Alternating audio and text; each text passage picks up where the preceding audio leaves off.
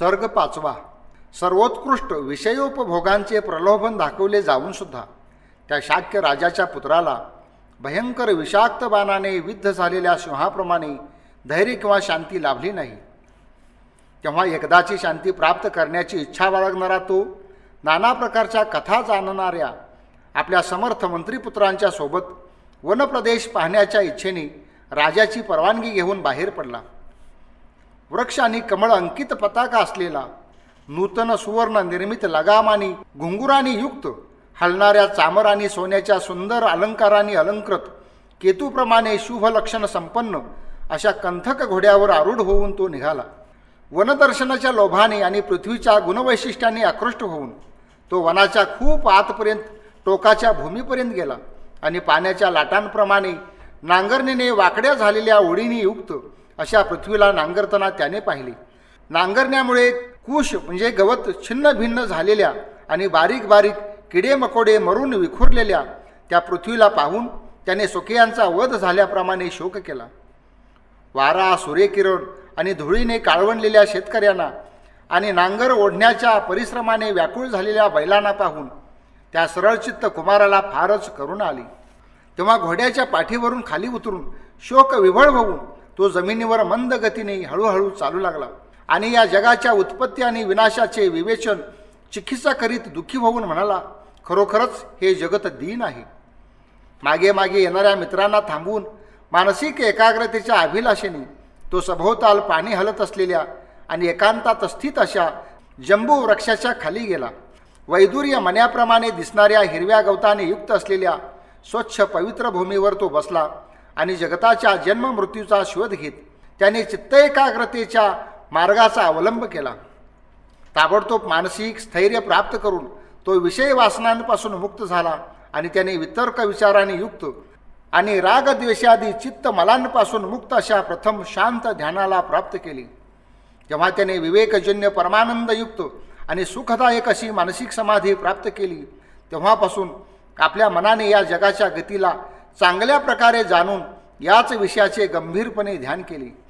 ही किती दुःखद बाब आहे की व्याधी, वार्धक्य, मृत्यूशील मनुष्य स्वतःच परावलंबी असूनसुद्धा अज्ञानाने मदांध होऊन वार्धक्याने पीडित, रोगाने ग्रस्त आणि मृत्यू पावलेल्या इतरांची अवहेलना करतो. या जगात मी स्वतः अशा प्रकारचा असून देखील इतर तसाच स्वभाव मरणव्याधी धर्म असलेल्यांची उपेक्षा केली तर परमधर्म जाणणाऱ्या मला ते शोभून दिसणार नाही. अशा प्रकारे या जगाच्या व्याधी, वार्धक्य, विनाश स्वरूप दोषांचे वास्तविक अवलोकन करीत असताना त्याचे बल, तारुण्याने जीवनापासून उत्पन्न अभिमान, अहंकार तत्काळ गळून पडले. त्याला आनंद, संताप आणि संशय जाणवला नाही किंवा निद्रा, तंद्राही जाणवली नाही किंवा कामोपभोगा विषयाबद्दल आकर्षण वाटले नाही. त्याच्याकडून कुणाचा द्वेष किंवा अपमानही घडला नाही. त्या महात्म्याची ही निर्मल बुद्धी वृद्धिंगत होऊ लागली आणि इतरांना न दिसता एक मनुष्य भिक्षू वेशात त्याच्याजवळ आला. राजपुत्राने त्याला विचारले, आपण कोण आहात ते मला सांगा. तेव्हा तो त्यांना म्हणाला, हे नरसिंहा, जन्म मृत्यूने भयभीत झालेला मी संन्यासी श्रमण आहे आणि मोक्षप्राप्तीसाठी प्रव्रजित झालो आहे. क्षयशील अशा या जगामध्ये मोक्षाची अभिलाषा धरणारा मी अविनाशी आणि कल्याणकारक असे पद शोधतो आहे.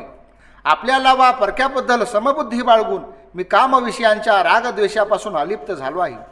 मी कधी झाडाखाली, कधी देवालयात, कधी पर्वतावर तर कधी वनामध्ये राहत अपरिग्रही, आशारहित, अनायास जे काही मिळेल ते खाऊन मोक्षप्राप्तीसाठी फिरतो आहे.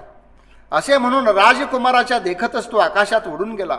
ज्याने आपल्या त्या शरीराने इतर बुद्धांना पाहिले तो देवता होता आणि तो त्याची स्मृती जागवण्यासाठी आला होता. पक्षाप्रमाणे तो आकाशात उडून गेल्यावर त्या नरश्रेष्ठाला अत्यानंदपूर्वक आश्चर्य वाटले आणि त्याच्याकडून धर्मज्ञान मिळवून त्याने ग्रहत्याग करायचा निश्चय केला. तेव्हा इंद्रियरूपी घोड्यांना जिंकणारा तो इंद्राप्रमाणे नगरात परत जाण्याच्या इच्छेने घोड्यावर आरूढ झाला. तेथे परिजनांचा विचार करीत तेथून तो अभीष्ट वनाकडे गेला नाही. जरा मरणाचा नाश करण्याच्या इच्छेने वनामध्ये निवास करण्याच्या आपल्या निश्चयाची आठवण ठेवून ज्याप्रमाणे वनभूमीतील हत्ती पाळीव हत्तींच्या झुंडीमध्ये अनिच्छेने प्रवेश करतो त्याप्रमाणे राजपुत्राने नगरात अनिच्छेनेच प्रवेश केला. मार्गावर प्रवेश करताना त्याला पाहून कुणीतरी राजकन्या हात जोडून म्हणाली, जिचा पती असा विशाल नयन आहे अशी स्त्री खरोखरच या जगात सुखी आणि धन्य होईल.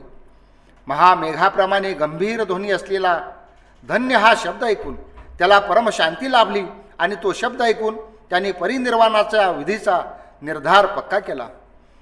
सुवर्ण पर्वताच्या शिखराप्रमाणे उंच व प्रकाशमान शरीर असलेला, हत्तीच्या सोंडेप्रमाणे भुजा असलेला, मेघाप्रमाणे गंभीर आवाज असलेला, वृषभाप्रमाणे डोळे असलेला, चंद्राप्रमाणे मुख आणि सिंहाप्रमाणे पराक्रम असलेला, अक्षय धर्मामध्ये ज्याला प्रीती वाटते असा तो राजकुमार महालात प्रविष्ट झाला.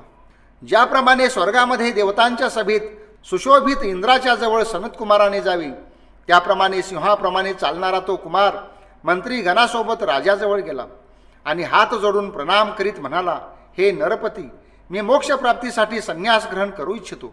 आपण मला परवानगी द्यावी, कारण एके दिवशी या लोकांचा व माझा वियोग नक्कीच ठरलेला आहे. त्याचे बोलणे ऐकून तो राजा हत्तीच्या धडकीप्रमाणे हलणाऱ्या वृक्षाप्रमाणे कंपित झाला आणि कमळाप्रमाणे असलेल्या हातांनी त्याला कवटाळून आसवानी अवरुद्ध कंठाने अडखळत म्हणाला, हे बाळा, तुझा हा विचार थांबव. धर्माला शरण जाण्याचे तुझे हे वय नाही, कारण तरुण वयामध्ये बुद्धी चंचल असल्यामुळे धर्माचरणात अनेकविध दोष निर्माण होतात असे म्हटले जाते. काम विषयांविषयी तरुणांची इंद्रिये अत्युत्कंठित असल्यामुळे व्रताचरणातील कष्ट सहन करण्यास तो खात्रीने असमर्थ असतो. त्यामुळे त्याचे मन अरण्यवासात विचलित होते आणि विशेष करून जेव्हा तो विवेकाविषयी अज्ञानी असतो. हे प्रिय धर्मा, लक्षण संपन्न अशा तुझ्या हाती राज्य सोपवून धर्माचरण करण्याची माझी वेळ जवळ आली आहे. हे स्थिर विक्रमा, पराक्रम दाखविल्यानेच तुला धर्मलाभ होईल. पित्याचा त्याग केल्याने तुझ्या हातून अधर्मच घडेल. म्हणून तू आता या निर्णयाचा त्याग करून गृहस्थ धर्मामध्ये रममान हो. तारुण्य अवस्थेमधील सुखोपभोग घेतल्यानंतर माणसाचा तपोवनात होणारा प्रवेश सुखदायक आणि शोभनीय ठरतो. राजाचे हे बोलणे ऐकून त्या कुमाराने कालविंक पक्षाच्या स्वरात असे उत्तर दिले, हे राजन, आपण 4 बाबींबद्दल माझे संरक्षक म्हणजे जामीन होणार असाल तर मी वनात जाणार नाही. माझे जीवन मरणोन्मुख नसावे, रोगाने माझ्या आरोग्याचे हरण करू नये, माझ्या तारुण्याला वार्धक्याने नष्ट करू नये आणि माझ्या संपत्तीचे संकटाने अपहरण करू नये. अशा प्रकारे अशक्य कोटीतील गोष्टी बोलणाऱ्या आपल्या पुत्राला शाक्य राजाने असे म्हटले, या अत्याधिक वृद्ध बुद्धीचा त्याग कर. असंबंध आणि अप्राप्य मनोरथ हास्यास्पद ठरत असतात. तेव्हा मेरूप्रमाणे महान अशा पुत्राने म्हटले, जर हे सुसंबंध नाही तर मग मला अडवू नका, कारण जळणाऱ्या घरातून बाहेर पडू इच्छिणाऱ्याला अडवणे योग्य होणार नाही. जेव्हा या जगामध्ये वियोग हा निश्चित ठरलेलाच आहे, तेव्हा धर्माचरणासाठी कुटुंबापासून स्वतःच वेगळे होणे नक्कीच उत्तम होईल. कारण म्या अगतिकाला मृत्यू हा स्वार्थपूर्तीच्या पूर्वीच अतृप्ता अवस्थेत नक्कीच वेगळा करील. निर्वाणाची अभिलाषा बाळगणाऱ्या त्या आपल्या पुत्राचा निश्चय ऐकून राजा तो जाणार नाही असे म्हणाला आणि पुन्हा विशेष असे कडक पहारे आणि उत्तमोत्तम कामोपभोगांची व्यवस्था करता झाला. सचिवांनी शास्त्रानुरूप सन्मान प्रेमाने योग्यपणे समजावून सांगितल्यावर आणि पित्याने अश्रुपात करून अडवल्यानंतर तो शोकाकुल मनाने आपल्या महालात प्रविष्ट झाला. हलणारे चंचल कुंडल ज्याचे मुख चुंबित आहेत, लांब श्वासाने ज्यांची स्तने कंपित होत आहेत आणि हरिणांच्या पडसांच्या नेत्राप्रमाणे ज्यांचे डोळे अधीर झाले आहेत, अशा तरुणींनी त्याला पाहिले. सुवर्ण पर्वताप्रमाणे देदीप्यमान अशा त्या राजकुमाराने उत्तम तरुणींच्या हृदयाला उन्मादित केले होते आणि आपल्या वचन, स्पर्श, रूप आणि गुणांनी त्याने क्रमशः त्यांचे कान, अंग, शरीर, डोळे आणि मनोभावाचे हरण केले होते. दिवस बुडाल्यावर आपल्या शरीराने सूर्याप्रमाणे चकाकणारा तो महालावरील खोलीत गेला. जणू उगवलेला सूर्य आपल्या प्रकाशाने अंधकाराचा नाश करण्याच्या इच्छेने मेरू पर्वतावर पोहोचला असावा.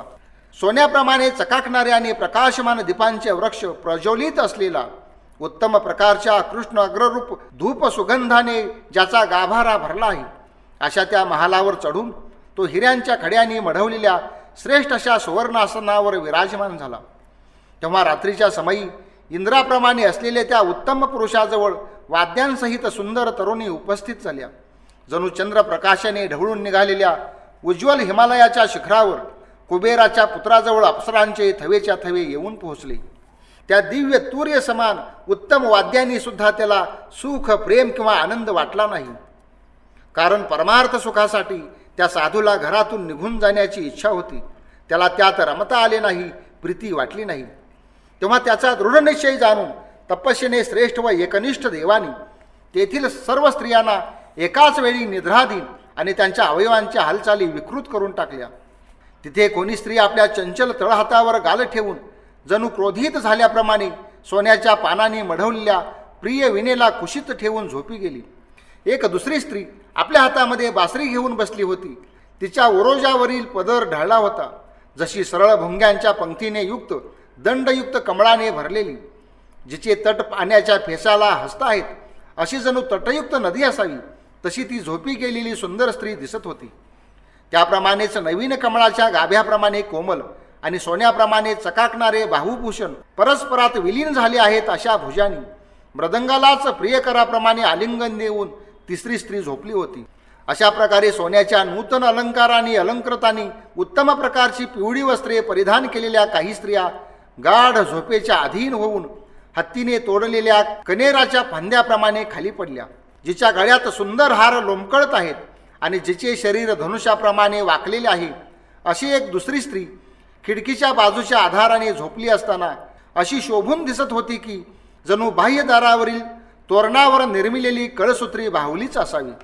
तसेच झोपलेल्या इतर एका स्त्रीचे वाकलेले मुखकमल आणि रत्नकुंडलाने जिची पत्र रचना मिटवली जाते आहे असे मुखकमल अर्धी नाळ वाकलेल्या आणि त्यावर बसलेल्या कारंडव पक्षाकडून हलणाऱ्या कमळाप्रमाणे चकाकत होते. स्तनांच्या भाराने वाकलेल्या अवयवानी आणि सोन्याच्या बांगड्यांनी युक्त अशा बाहुपाशांनी परस्परांना धरून बसल्या बसल्यास झोपणाऱ्या इतर काही स्त्रिया अत्यंत सुंदर दिसत होत्या. चंचल सोनेरी सूत्रयुक्त कुणीतरी स्त्री फार मोठ्या 7 तार असलेल्या विनेला आलिंगन देऊन झोपी गेलेली विक्षिप्त प्रभामंडलयुक्त मुखाने जणू वर्तुळाकार फिरत असावी असे वाटे. दुसरी एक तरुणी ज्याची सुंदर दोरी खांद्यावर पडून गेली आहे अशा संगीतवाद्याला सोन्माद सविलास रतिक्रीडेच्या शेवटी थकलेल्या प्रियतमा पतीप्रमाणे दोन्ही मांड्यांच्या मध्ये घेऊन झोपली होती. ज्याप्रमाणे सूर्यास्त झाल्यावर चहूबाजूनी संकुचित झालेल्या कमलकोशयुक्त कमलिनीप्रमाणे सुंदर भुवया असलेल्या आणि विशाल नेत्र असलेल्या दुसऱ्या स्त्रियांचे डोळे झोपेने बंद झाले, तद्वतच ज्याचे केश कलाप शिथिल आणि विखुरलेले अस्ताव्यस्त आहेत, ज्यांच्या जंघावरील अलंकार कमरपट्टा आणि कपड्यांच्या गाठी सरकल्या आहेत आणि ज्यांच्या गळ्यातील मण्यांच्या माळा विखुरल्या आहेत, अशा त्या झोपलेल्या इतर स्त्रिया हत्तीने फोडून फोडून फेकलेल्या स्त्रीच्या प्रतिमेप्रमाणे बेशुद्ध होऊन झोपल्या होत्या. धैर्यवान आणि अत्यंत रूपसौंदर्य संपन्न असून देखील काही स्त्रिया निद्राधीन असल्यामुळे लज्जारहित असभ्य पद्धतीने विकृत अवस्थेत जोरजोराने घोरत हात आपटीत जांभया देत झोपल्या होत्या. ज्यांच्या अलंकारांनी माळा वेगळ्या फेकल्या गेल्या आहेत, वस्त्रांच्या गाठी सुटल्या आहेत, ज्यांच्या उघड्या निश्चल नेत्रातून पांढुरपणा स्पष्ट दिसत आहे, अशा बेशुद्ध अवस्थेत झोपलेल्या काही स्त्रिया प्रेताप्रमाणे दिसत होत्या. दुसरी एक ओठ उघडी असलेली अवयव पसरलेली मदमत्तेप्रमाणे झोपली होती. तिच्या तोंडातून लाळ गळत होती, गुह्येंद्रिय दिसत होते. तिचे शरीर विक्राळ विकृत असल्यामुळे ती शोभून दिसत नव्हती. अशा प्रकारे स्वभाव कुळवंशानुरूप नाना प्रकारे झोपलेल्या त्या स्त्रियांच्या समूहाने वाऱ्याने वाकलेल्या आणि कोमेजलेल्या कमळाने युक्त असलेल्या सरोवराप्रमाणे रूप धारण केले होते. जरी त्यांचे शरीर सुंदर होते आणि वाणी गोड होती, तरी पण अशा प्रकारे झोपल्यामुळे त्यांच्या आकृती विकृत आणि हालचाल चंचल झालेली पाहून त्या राजपुत्राने अशा प्रकारे त्यांची निंदा केली. या जगामध्ये स्त्रियांचा हा असा अपवित्र आणि विकृत बिभत्स स्वभाव आहे, तरीसुद्धा वस्त्रालंकारांनी वंचित पुरुष स्त्रियांबद्दल आसक्ती बाळगतो. मनुष्याने जर स्त्रियांच्या अशा या स्वभावाने स्वप्न विकाराचा विचार केला तर तो वास्तविक अर्थाने नक्कीच आपल्या प्रमादाला वाढू देणार नाही. परंतु स्त्रिया सौंदर्य संपन्न आहेत अशा संकल्पामुळे हत होऊन तो त्यांच्यावर प्रेम करतो. अशा प्रकारे हे अंतर्गत रहस्य जाणून त्याला त्या रात्रीतच घरून निघून जाण्याची इच्छा झाली. तेव्हा त्याच्या मनातील भावना जाणून देवानी महालाचे दरवाजे उघडून दिले. तेव्हा झोपलेल्या त्या तरुणींची निंदा करीत तो महालावरून खाली उतरला आणि निशंक मनाने तेथून उतरून महालाच्या पहिल्या खोलीत गेला. वेगवान अशा छंदक नावाच्या अश्वपालाला जागवून तो असे म्हणाला, वेगवान अशा कंथक घोड्याला ताबडतोब तयार करून आण. मोक्ष प्राप्तीसाठी येथून जाण्याची आज माझी अभिलाषा आहे. आज माझ्या हृदयामध्ये जो संतोष निर्माण झाला आणि बुद्धीच्या ठिकाणी जशी निश्चित धारणा जागृत झाली आहे, त्यावरून मी विजनातही सनाथाप्रमाणे आहे. आता माझे देह नक्कीच दृष्टीसमोर आले आहे. लज्जा आणि विनयाचा त्याग करून तरुणी जशा माझ्यासमोर झोपी गेल्या आणि जसे दरवाजे आपोआप उघडले गेले, त्यावरून नक्कीच आज येथून जाण्याची माझी वेळ झाली आहे. तेव्हा नरेंद्राच्या आज्ञेचा अभिप्राय माहीत असून देखील त्याने आपल्या स्वामीची आज्ञा मान्य करून दुसऱ्या कुणाच्या मनाकडून प्रेरित झाल्याप्रमाणे घोडा आणण्याचा विचार केला. त्यानंतर ज्याच्या तोंडात सुवर्णाचा लगाम आणि पाठीवर मऊ मऊ कोमल जीन आणि झूलन थरले आहे आणि जो शक्ती, साहस, वेग व वंशाने संपन्न आहे, असा श्रेष्ठ घोडा त्याने स्वामीसाठी आणला. त्या घोड्याच्या पाठीचा पृष्ठभाग, शेपटीचे मूळ आणि टापा पसरट होत्या. केश शेपूट आणि कान निश्चल आणि लहान होते. पाठ, पोट आणि कूस खालीवर होते आणि मुखाग्र, कपाळ, कंबर आणि छाती विशाल होते. अशा त्या विशाल वक्षस्थळ असलेल्या राजकुमाराने कमळाप्रमाणे कोमल हाताने त्याला स्पर्श केला. त्याच्या पाठीवर हात फिरवीत मधुर अक्षरयुक्त वाणीने संबोधून जणू शत्रू सैन्यात प्रवेश करू इच्छित असल्याप्रमाणे त्याला आदेश दिला. हे अश्वश्रेष्ठा, तुझ्या पाठीवर बसून अनेकदा राजाने समरांगणामध्ये शत्रूला पराजित केले आहे. मला देखील ज्यामुळे विधिवत अमृतपद प्राप्त होऊ शकेल असे कर. समरांगणामध्ये विषयजनित सुखोपभोगांमध्ये किंवा धनार्जनामध्ये मित्र सहज मिळत असतात, परंतु संकटात सापडल्यावर आणि धर्माचा आश्रय घेतल्यावर मनुष्याला मित्र मिळणे कठीण असते. या जगात पापाचरण करताना आणि पुण्यकर्मांचा आश्रय घेताना जे साहिक असतात, ते लोक देखील त्या पाप पुण्य कर्माच्या अंशाचे नक्कीच वाटेकरी होत असतात, असे माझ्या अंतकरणाला वाटते. म्हणून हे अश्वश्रेष्ठा, माझे येथून निघून जाणे अभिनिष्क्रमण जगताच्या हिताचे आणि धर्मयुक्त समजून तू स्वहित आणि जगताच्या हितासाठी वेग व पराक्रमपूर्वक प्रयत्न कर. अशा प्रकारे वनात जाण्याच्या इच्छेने त्या नरश्रेष्ठ राजकुमाराने त्या उत्तम घोड्याला मित्राप्रमाणे कर्तव्य धर्माचा उपदेश केला आणि ज्याप्रमाणे शरद ऋतूतील मेघावर सूर्य आरूढ होतो, त्याप्रमाणे वपुष्मान राजकुमार उज्ज्वल गती व द्युतिमान अशा त्या पांढऱ्या शुभ्र घोड्यावर विराजमान झाला. तेव्हा तो सदाशिवराज रात्रीला लोकांना जागविणाऱ्या भयंकर आवाजाला अडवीत, टापाच्या आवाजाला वाचवीत आणि किंकाळणे शांत करून चंचलतेचा त्याग करून टापा टाकीत चालू लागला. तेव्हा यक्षाने आपले शरीर वाकून सोन्याच्या कंकणांनी अलंकृत कमलासारख्या हातांच्या तळव्याने जणू कमळाच्या पायघड्या अंथराव्या त्याप्रमाणे त्या घोड्याच्या खुरांना पकडली. जे हत्तीकडून सुद्धा सहजासहजी उघडत नव्हते, ते विशाल आणि विस्तीर्ण असे नगराचे मुख्य दरवाजे राजकुमाराच्या अभिनिष्क्रमणाच्या वेळी आवाज न करता आपोआप उघडले गेले. अनुकूल पित्याला, शुद्ध धनाला, लहान बालक पुत्राला, प्रेम करणाऱ्या प्रजेला आणि उत्तम अशा लक्ष्मी यशोधराला सोडून तो दृढ संकल्प करून आणि निरपेक्ष होऊन त्या आपल्या पित्याच्या नगरातून बाहेर पडला. त्यानंतर निर्मल कमळाप्रमाणे विशाल नयन असलेल्या त्याने आपल्या नगराकडे पाहून सिंहनाद करीत म्हटले, जन्म आणि मृत्यू यांचा शेवट पाहिल्याशिवाय या कपिल वस्तू नावाच्या नगरामध्ये मी प्रवेश करणार नाही. अशा प्रकारचे त्याचे बोलणे ऐकून कुबेराच्या परिषदेतील सदस्य आनंदित झाले आणि प्रफुल्लित चित्त झालेल्या देवसमुदायाने त्याचे मनोरथ पूर्ण करविण्याचा संकल्प सोडला. त्याचा अतिशय दुस्साध्य आणि ठराविक निश्चित अभिप्राय जाणून काही दुसऱ्या देवांनी अग्निरूप धारण करून त्याच्या बर्फमय मार्गावर मेघाच्या छिद्रात प्रकाश देणाऱ्या चंद्राच्या किरणांप्रमाणे उजेड पसरविला. जणू दुसऱ्या कोणाकडून तरी आपल्या अंतरात प्रेरणा प्राप्त करीत तो घोडा सूर्याच्या घोड्याप्रमाणे चालत जात होता आणि सूर्यकिरणांनी आकाशातील तारे निस्तेज व्हायच्या आतच तो कुमार अनेक योजनपर्यंत लांब निघून गेला. श्री अशोघोष विरचित पूर्व बुद्ध चरित्र महाकाव्यातील महाअभिनिष्क्रमण नावाचा 5वा सर्ग समाप्त झाला.